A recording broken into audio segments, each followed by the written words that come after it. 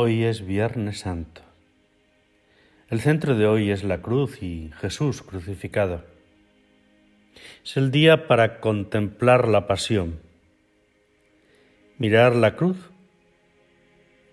dejar que ésta nos hable, adorar la cruz. Es verdad que socialmente, personalmente, vivimos en Viernes Santos desde hace semanas. Hoy celebramos Viernes Santo. La pasión ocupa el centro. Conocemos bien la sucesión de momentos. La cena, Getsemaní, Jesús detenido, el doble juicio político y religioso, torturado y ejecutado. ¿Qué nos transmiten estos momentos? Deja que hoy te calen de una manera especial hasta lo más adentro de ti. El Evangelio de Marcos nos desvela que Jesús no solo tuvo problemas, conflictos con las autoridades religiosas de Israel y con el poder político de los romanos, sino que sufrió, ¿y hasta qué punto?, con sus discípulos.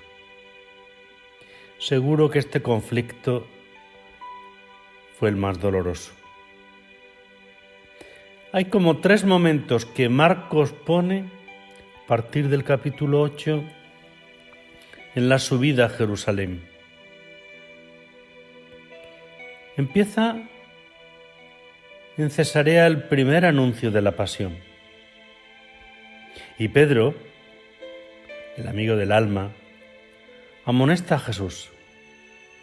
No quiere ni oír hablar de un Mesías entregado, de abajamiento, de entrega hasta el final. Jesús responde, como en las tentaciones: apártate de mí, Satanás. No piensas al estilo de Dios, sino a lo humano. Pensar al estilo de Dios es abajamiento, es donación, es servir sin límites, es aliviar, es sanar, acoger a los pequeños, enderezar a los abatidos. En cambio tú, Pedro, piensas según la lógica del mundo. Un mesianismo basado en el prestigio, en el poder, el éxito y la fama, la exhibición. Apártate de mí. En el paso siguiente, San Marcos nos narra el segundo anuncio de la pasión. Dice Jesús: al Hijo del Hombre lo van a entregar. Y los discípulos callan. Cuando llegan a Cafarnaúm, les pregunta: ¿de qué discutíais por el camino? Ellos callan por vergüenza, porque habían discutido quién era el más grande, el más importante. Este es el cáncer de toda comunidad cristiana. Todas las comunidades están amenazadas por la rivalidad sobre quién es el más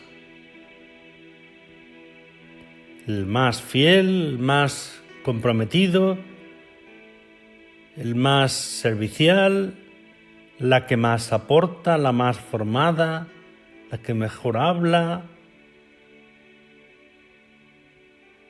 Jesús entonces realiza un gesto asombroso. Coge a un niño, lo pone en medio, lo abraza y les dice: quien acoge a un niño como este me acoge a mí y acoge al que me ha enviado. O sea, no gastéis energías en discutir quién es el más importante, porque el más importante no está entre vosotros. Jesús recoloca a la comunidad cristiana, donde los pequeños y los últimos son primeros. Es paradójico un Jesús anunciando su abajamiento y los discípulos que le entra el delirio de construir una comunidad cristiana desde los criterios de este mundo. El siguiente paso, Jesús que avanza hacia Jerusalén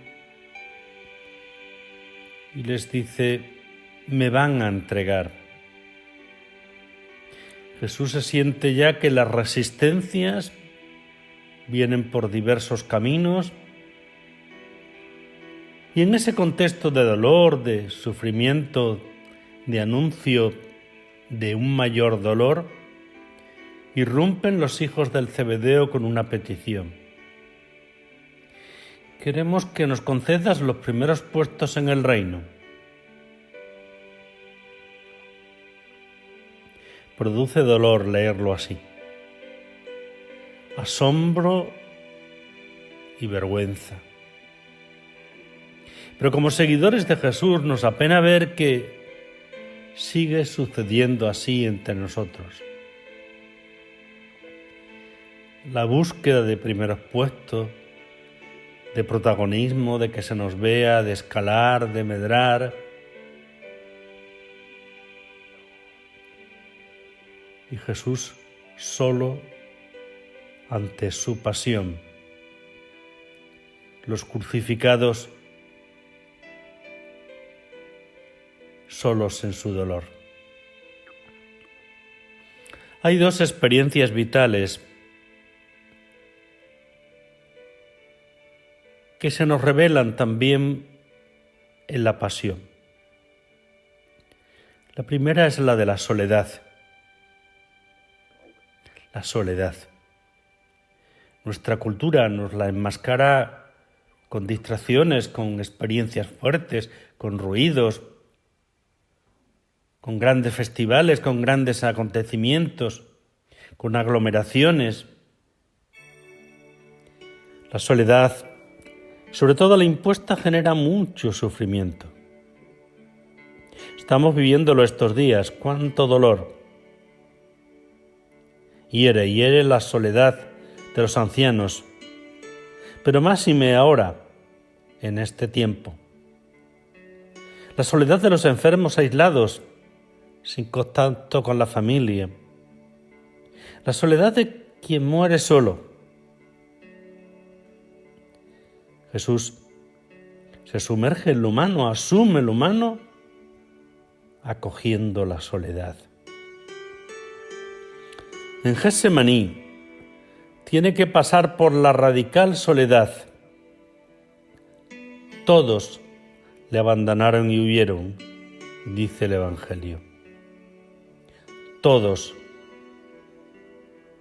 Jesús al final no interesa a nadie. No interesa a nadie. No interesa a la gente de la ley y el templo. No interesa a los letrados y fariseos. No interesa a sus propios discípulos. Vive una radical, profunda soledad.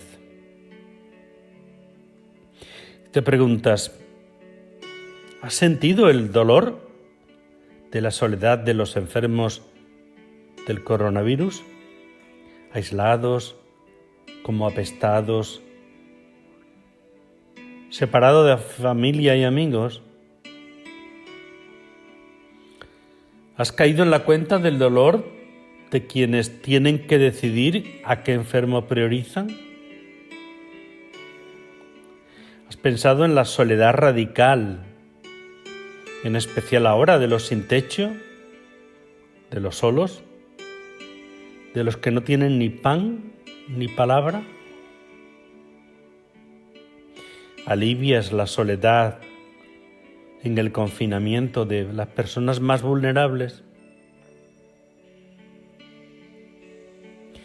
La otra experiencia humana y que profundamente vive Jesús es el fracaso. Jesús en Getsemaní experimenta el más profundo fracaso. Su proyecto se le cae encima. Todos le han abandonado. La espesura de la dureza del corazón, la injusticia, la falta de misericordia que a veces se expresa en estructura inhumana, también en la Iglesia. Jesús está experimentando esto de una manera dramática. La enfermedad y la muerte están ahí, pero no queremos mirarlas de cara.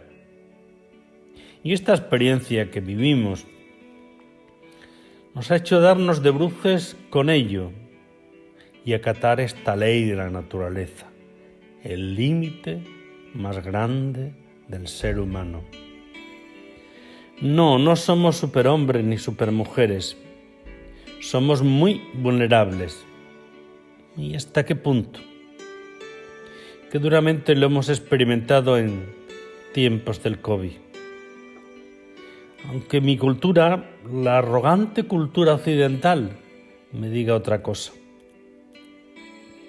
Jesús, que fortalecía a los débiles, ahora está pasando por la debilidad.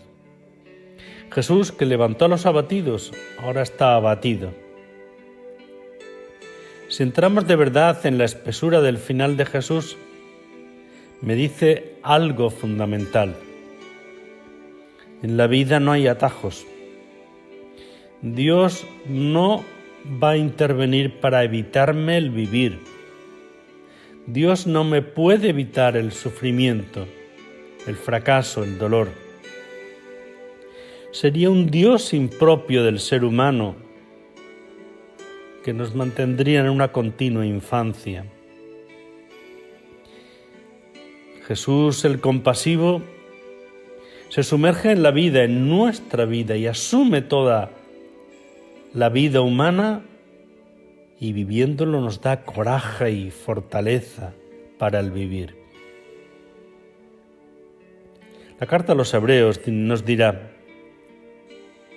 tenemos un sumo sacerdote compasivo y fiel, Jesús. Se puede compadecer porque pasó la prueba del dolor como nosotros. Nuestro Dios es un Dios compasivo y fiel, que se compromete con nosotros hasta el final. Se puede compadecer porque pasó por donde nosotros pasamos. Quien ha pasado una depresión se sitúa de una manera muy distinta ante una persona deprimida. Quien ha pasado el desgarro de la pérdida de un ser querido se sitúa de una manera cercana ante quien está en duelo. En Getsemaní, Jesús asume nuestro límite y nuestra condición humana. Esto es fuente de sanación. Él asume desde dentro la condición humana y nos ayuda a vivirnos así, limitados, pero con fuerza y esperanza. Jesús va a la muerte no solo asumiendo el trago, va como víctima, torturado y ejecutado, víctima con las víctimas. Tenemos el riesgo de perder la memoria. El Viernes Santo es el día también de la memoria por las víctimas, sobre todo por los santos inocentes. El Evangelio comienza con la matanza de los santos inocentes y culmina con la muerte del santo inocente. Los santos inocentes son la mayoría de las personas que han venido a este mundo, que sin comerlo ni beberlo han sufrido la exclusión. Y hoy morirán más personas por el hambre que por el coronavirus. El compasivo está con las víctimas. La cruz nos ayuda a cambiar la mirada, a tenerla mucho más compasiva e implicativa.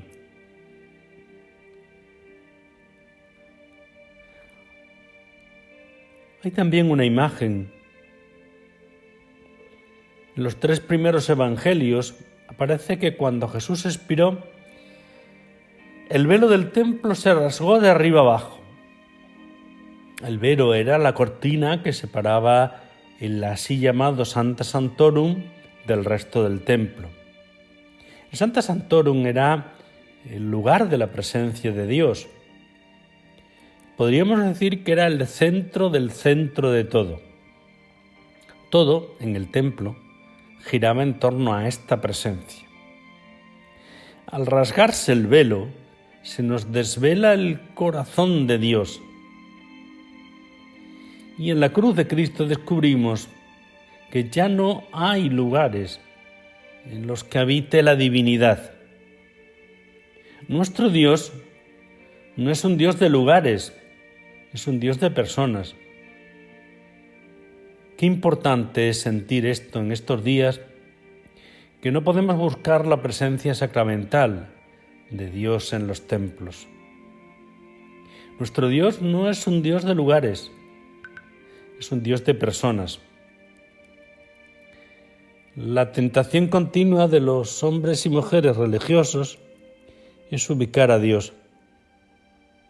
Llevamos 2000 años intentando recoser el velo del templo.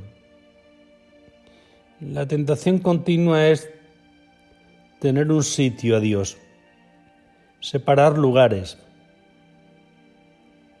Y Dios se nos ha revelado definitivamente en Cristo. Por eso San Pablo nos dirá: nosotros solo podemos gloriarnos en la cruz de nuestro Señor Jesucristo. Finalizamos mirando al siervo de Dios. Sabéis que hay 4 cantos del siervo en Isaías, y el cuarto tiene un cambio muy radical frente a los anteriores. Aquí el siervo ya no habla, ni proclama, ni consuela, ni anuncia, ni anima. El encargo que se le había confiado lo realiza soportando, aguantando, traspasado y triturado. A la palabra del que no quebraba la caña cascada ni apagaba el pábilo vacilante, ha sucedido el silencio total. Lo que agrada al Señor se cumple, pero no tanto por Él, cuanto en Él mismo. Ya no actúa, solo padece las acciones de otros. Y así se convierte en luz de las naciones. Aquí está todo. Más que vivir la pasión por fuera es que la vivas tú en ti, desde el dolor y el desgarro, desde el silencio y el confinamiento, el límite. Tenemos mucha más facilidad para actuar en cristiano que para padecer en cristiano. Que solemos reaccionar con estupor cuando nos llega el momento de ser despojado, de fracasar, de dejar de ser fuertes o imprescindibles, o sanos o significativos, o de estar confinados o en cuarentena. ¡Qué paradoja! La arrogante sociedad occidental asediada por un virus microscópico.